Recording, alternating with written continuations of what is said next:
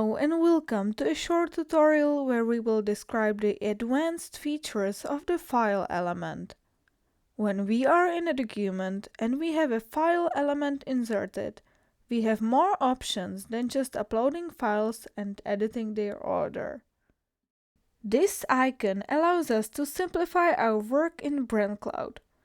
In case you have a colleague who doesn't have access to edit or download files, you don't have to complexly reconfigure their access in the user settings. The option to enable downloads is always turned on by default. However, if you don't want anyone to download the file, you can simply disable downloading. Anyway, if turned on, those who don't otherwise have download access will be able to download files. This toggle can be used, for example, to insert an illustration image that others are not supposed to download.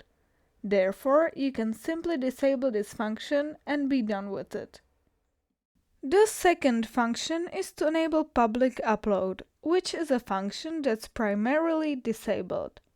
But when you turn it on, it allows all users, even without logging in, to upload files to a particular document. The user doesn't even have to go into edit mode at that point, again making your job easier from reconfiguring user rights. These features allow certain edits even for those who don't normally have these rights. I hope this tutorial has helped you with the advanced features of the file element.